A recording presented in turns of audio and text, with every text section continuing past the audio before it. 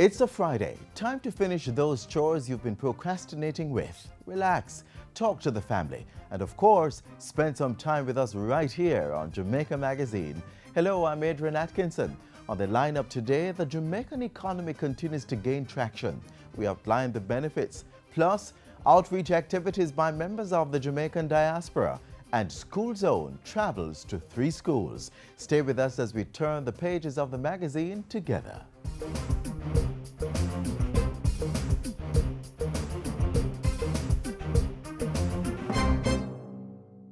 Householders, business people, school administrators, be on the alert. Help control the mosquito population.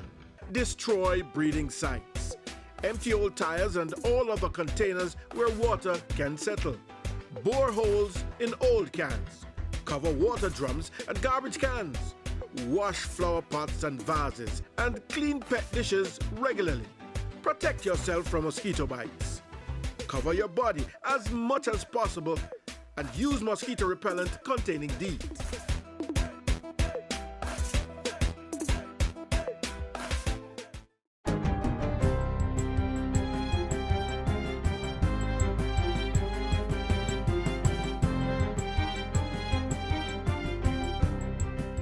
Good day, I'm Carrie Ann Smith, and this is your JIS News for Friday, July 10. Ground has been broken for the third Alternative Energy Initiative, which should bring 115 megawatts of power to the national grid. Content Solar joins Wigton and BMR with a project to deliver 20 megawatts of solar power by July 2016. When the work is completed, Content Solar will be the largest solar farm in the Caribbean, with 92,000 panels occupying 160 acres of land in Content Village, Yorktown, Clarendon. More renewable energy to the power grid will help us to reduce electricity costs. This is something that we must achieve in the shortest possible time to cut costs for businesses and households and drive economic growth. The $62 million project is financed with $47 million from the Overseas Private Investment Corporation and other private investors. 260 people in and around the community will get jobs. I know that is not a labor-intensive project, but I'm going to call upon the citizens, young men, young women, who will get a break on this job to do your best and to do Jamaica proud. The lower house of Parliament has passed a bill that will modernize Jamaica's public procurement laws to encourage economic growth. Among other things, the bill calls for setting aside a certain portion of government contracts for micro, small and medium-sized enterprises, MSMEs. For example, if a procurement is to be done, let us say of a cost of $10 million, for example, certain contractors and suppliers at a higher grade will not be allowed to bid on those procurements. Those procurements will be reserved only for the MSME sector. The new public procurement bill provides for the establishment of the Procurement Policy Office. It also establishes the Public Procurement Commission, which will remove and replace all provisions related to the National Contracts Commission from the Contractor General's Act. The Procurement Review Board's functions will also be strengthened and expanded. The Ministry of Health, through the National Council on Drug Abuse, has launched a campaign to discourage ganja smoking. The campaign, dubbed Ganja Know the Facts, Know How to Act, is particularly targeted at young people and other vulnerable groups. As far as the effects of cannabis misuse are concerned, research shows that certain groups such as adolescents, pregnant women, or unborn children are people with a disposition towards mental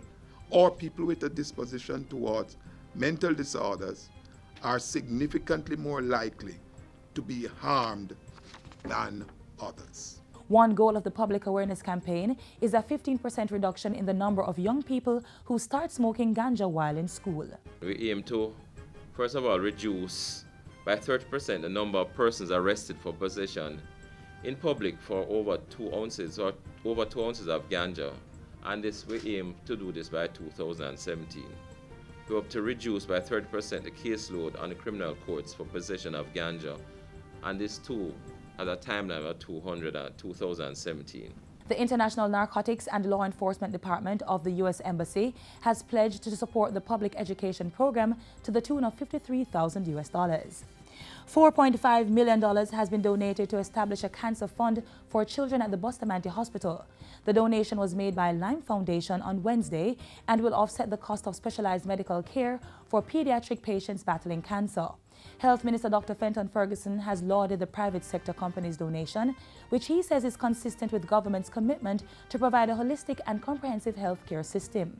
In the meantime, he revealed that following Cabinet's approval of the primary health care renewal policy in January, a 10-year development plan will be crafted for the sector this year. That development plan has to consider the devastation being caused by non-communicable diseases on the population, including children. And finally, 77 adults from the Majestic Gardens community have graduated from the Jamaica Foundation for Lifelong Learning, JFL's High School Diploma Equivalency Program. The two-year program got support from the Planning Institute of Jamaica and the Citizen Security and Justice Program. The adult learners acquired key competencies in literacy and numeracy. At a ceremony Wednesday, Prime Minister Portia Simpson Miller charged the graduates to use their improved educational status to lift the image of the inner-city community. Never stop improving yourselves. Keep on moving higher and moving up. We are on a mission to change the lives of the people of Southwestern St. Andrew. And you are changing lives in Majestic Gardens. Education Minister Reverend Ronald Thwaites said his ministry would be helping the learners to further their development. Any of you who want to go to Hart, you may not make it the first cut, but make sure that you enroll. We will make it possible for you because this is just the first step forward. $15 million was spent to deliver the program. And that's it for JIS News Today. I'm Carrie Ann Smith. Thanks for watching.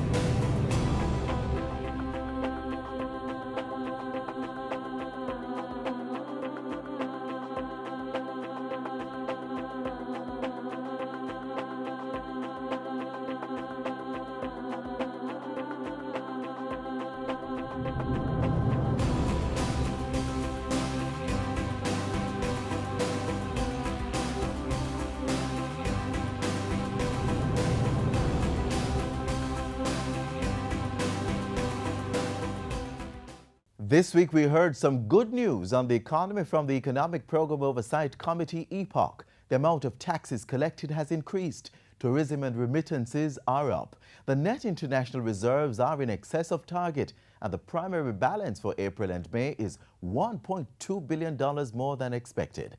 Those numbers led to this conclusion from EPOC and the Finance Minister. In terms of outlook, I would say that EPOC is generally quite positive in its outlook on the government's implementation of the program. Having looked at the preliminary outturns for the 9th review, that we will also complete successfully the 9th review when that is due for completion. So what's the significance of passing the test? Here's the explanation.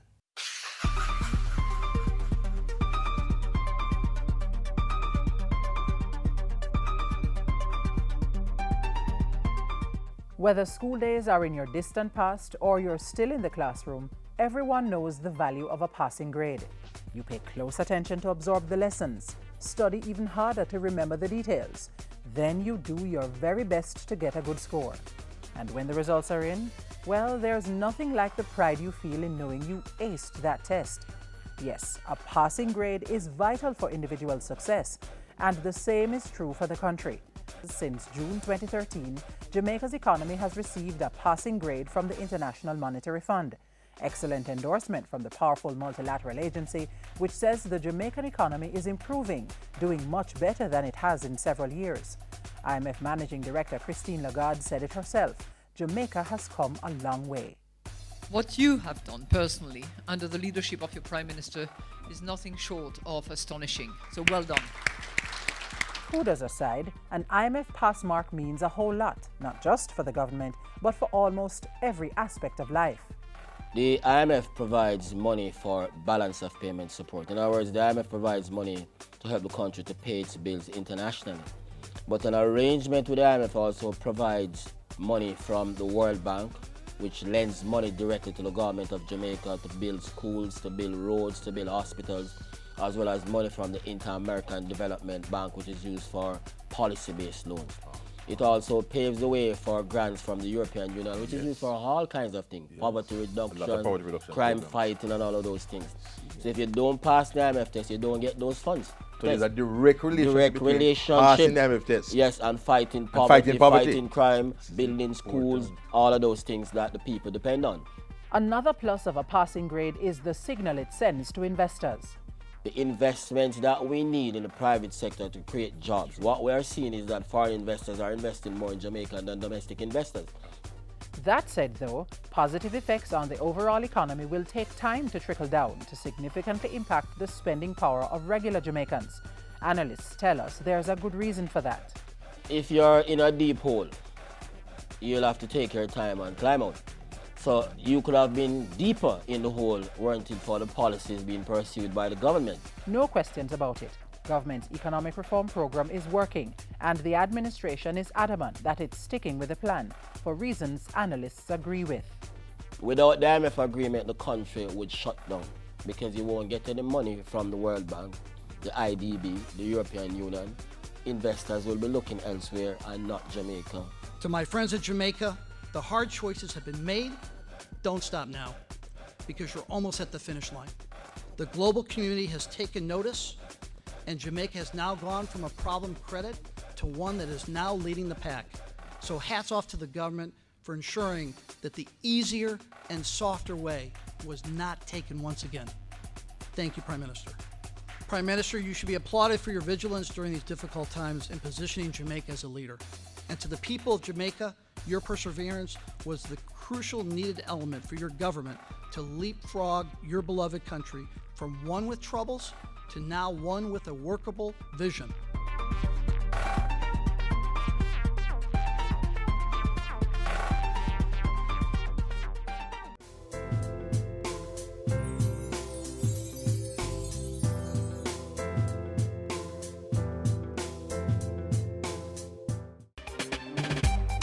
Mapping Jamaica's Diaspora project, building a database on the human, financial and technological resources of Jamaicans abroad, helping government to connect with Jamaicans in the diaspora for mutual development.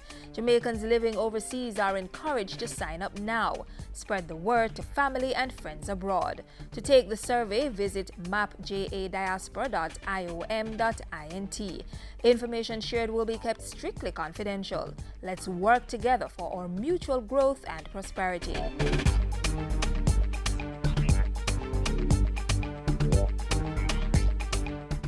Last Friday, we underscored the importance of the Jamaican diaspora, told you what's being done to deepen our relationship with the group, and gave highlights of the 2015 conference. This week, we focus on an initiative at the conference that allowed participants to lend a helping hand to persons right here at home. The Jamaica Diaspora Conference 2015, the perfect place to connect Jamaicans abroad with Jamaicans abroad. It attracted more than 2,280 participants, over 80 exhibitors, and more than 120 sponsors who got updates, made recommendations, and forged linkages in a number of sectors. But with the spirit of altruism firmly etched in the hearts of the members of the Jamaican diaspora, the conference would be incomplete without them being able to give back to their homeland. And so the last day of the conference was designated as the Diaspora Day of Service. This day is really a testimony to the commitment of the members of the Jamaican diaspora to service, to country, to community, and to humanity. There were a total of 17 projects being implemented by 10 different organizations across 7 parishes. One was St. Catherine, Kitson Town to be exact. Over 100 residents assembled at the Ackles Hill Early Childhood Institution to participate in a medical mission and an educational outreach program. Look at those fish with the eyes. Beautiful. Children got a chance to do art and craft, participate in reading exercises, and receive back-to-school goodies. It was all courtesy of the Kiwanis Club of Kendall, South Dade, in partnership with members of the Jamaican Nurses Association of Florida. Together as organizations within the diaspora in the Florida area, we are delighted to be in Jamaica for this our 4th humanitarian mission. Through the gifted hands of medical practitioners in the diaspora, persons in Kitson Town and surrounding areas were able to get free blood pressure, blood sugar, and cholesterol checks. Even pharmaceuticals were on hand. There was a similar program at the Bull Bay Health Center in St. Thomas. A health and wellness fair was put on by the Jamaica Diaspora Canada Foundation. People got a chance to clean their teeth, test their eyes, and even dress their wounds. It started with a group of Canadians living from Bull Bay, living in Toronto. They approached the Diaspora Foundation, and we are providing assistance to them in doing this. We're not doing this to get appreciation. We're doing this so that people can get services, well-needed services. And we have very good government support. We brought in quite a bit of stuff. We got custom, some custom duties levied and all that kind of stuff. So, we got good support from both the government and the community in doing this. And as the medical mission continued in the East, 5 life-saving machines were being donated in the West at the Hilton Rose Hall in Montego Bay. The automated external defibrillators, AED machines, are used to treat sudden cardiac arrest. It basically checks a person's heart rhythm and, if abnormal, it sends an electric shock to the heart to restore its rhythm to normality. Valued at about $7,500, the AEDs were provided by Team Jamaica Bickle, a diaspora organization which provides support services for Caribbean athletes who compete at the annual Penn Relays. We launched a defibrillator program last year as a result of one of our ambassadors dying at a meet in Trinidad. Vaughn McKenzie, a student athlete of St. Jago High. He died while competing at a cross-country championship in Trinidad. In his memory, we reached out and we got a defibrillator presented to St. Jago, as part of the, living his legacy. And following that, 5 other schools received AED machines from Team Bickle during the Diaspora Day of Service. Petersfield High in Westmoreland, Green Island High in Hanover, G.C. Foster College in St. Catherine, Cornwall College in St. James, and Vera Technical High in Clarendon. Coaches, teachers, and administrative personnel were also taught how to use the AEDs and given training in CPR, cardiopulmonary resuscitation. These machines will go a far way and hopefully will assist in minimizing, if not preventing, any untimely death of any of our young athletes. We're looking at it from a standpoint where some 50 to 75 schools will be our target. So you're looking at a project that will eventually value anywhere from $60,000 to $80,000. The Jamaican diaspora giving back in a tangible way to their homeland.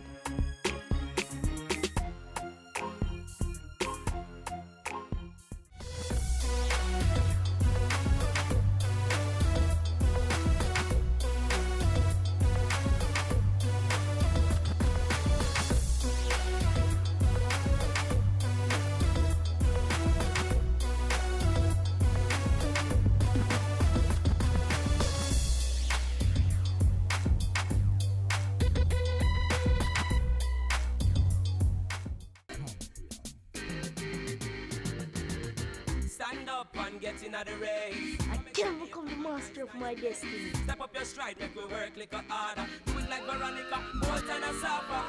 We can rise above the challenges and shine. Was with passion in your heart. Make a plan and stop all the idling. You think I saw? We reach a the aging. I can, you can. Like our Olympians, every Jamaican can.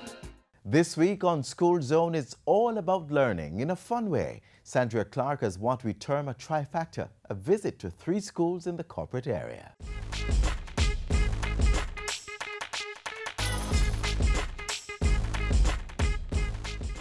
ABC, as easy as one. Oh, hey there. Welcome to another episode of School Zone. Yes, today we'll be focusing on learning. We all know that learning can be fun, right? Of course, we can learn through games, gadgets, and through creative artwork. School Zone visited 2 schools that demonstrated that learning can be an enjoyable thing.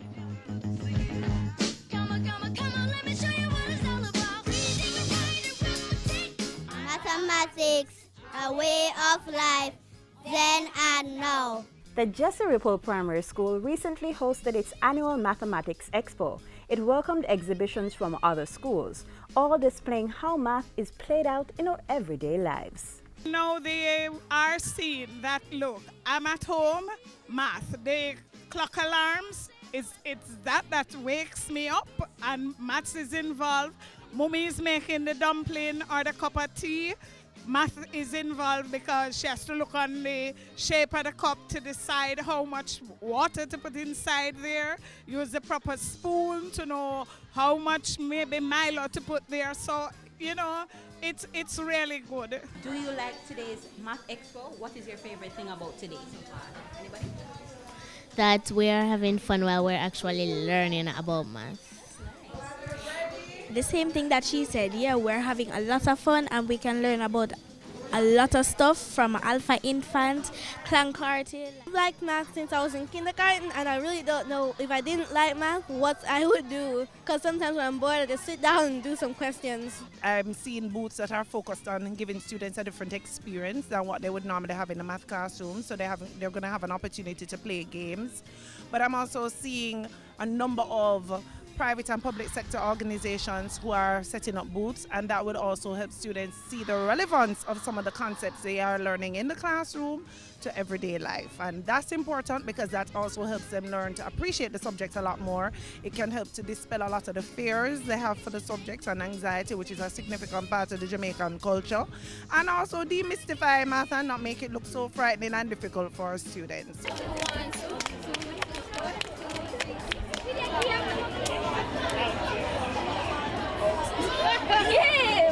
Who thought math could be so interesting? I wish I was still in school. We are from the Army Master High School and you're watching School Zone.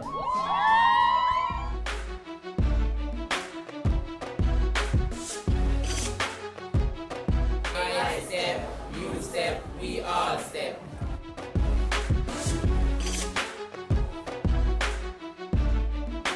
A-STEP program really is made up of students who did not attain mastery at the grade 4 level, at the grade 4 literacy and numeracy test. Most of the students in the A-STEP program, they are boys.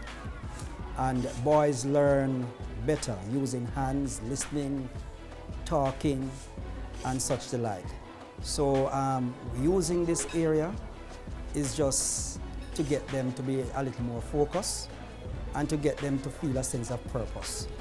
So we have introduced these activities in visual arts, home and family, the R&T area in general. I enjoy it a lot because it teaches me first. I never know how to sew. Then my teacher show me, so I get to like it. While you're making with your friends, you're having fun at the same time because you're making and say, all right, mine is better than yours. So all of us are going to in a competition to see who's is better. It's a lot of fun because it's not the traditional thing, you know, you understand? Because you don't have to be dictating this bag of notes to them. We get materials that we don't want and we cut them and we come up with a brilliant idea to plait them to make, a carpet, and we can make a handbag. So I come up with this idea to make a handbag. Some of the activities that they have done is to turn trash to cash. They're very easy to make, so you can make it and sell it, as there are a lot of tourists that will buy it. Now, weren't those craft items lovely, guys? I had to get my own. No, in order for us to learn, we must have the right facilities and environment, right? I agree. Now, the oldest school in the Caribbean, the Wilmers Group of School, recently had a dedication ceremony for a brand new auditorium that will not only facilitate learning, but will also aid in the general development of great future Wilmerians. Come have a look.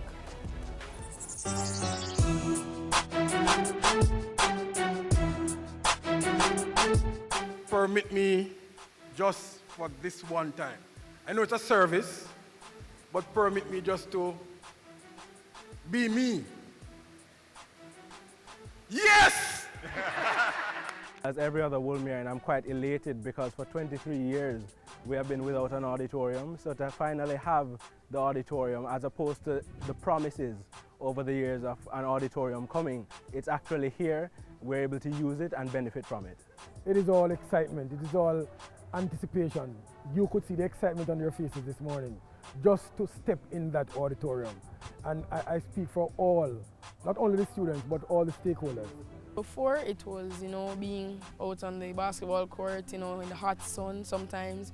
On days it would be hotter than normal. Some people would be pushing around trying to get shade, and it would just be very uncomfortable for a lot of people. God be the glory. To God be the glory. We can accommodate 1,800 seated and 2,200 standing. It's a big auditorium, and we plan to use it for a number of things. Having our own auditorium increases the prestige and increases the value of the school, as we know that not only devotions will be held there, other functions will be held there, feds, sporting events, and possibly plays. So I believe the school financially will benefit from it, and the boys' respect for the school, they will get that.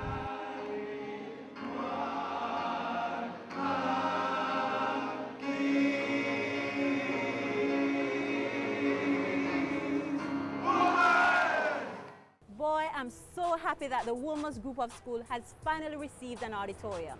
Didn't I tell you we have a lot in store for you today?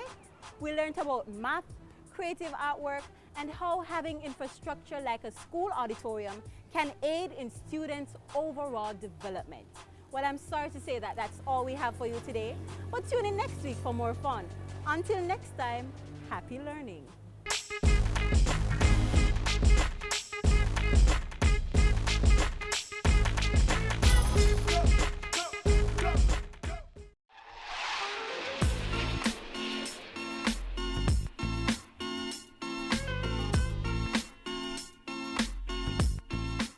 And that's it for this Friday's edition of Jamaica Magazine. Thanks for staying with us. Keep the link. Visit jis.gov.jm or YouTube channel or other social media platforms. And be sure to join us again tomorrow on this station for another informative program.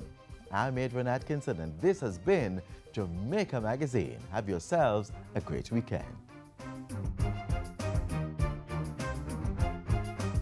This has been a production of the Jamaica Information Service, the voice of Jamaica.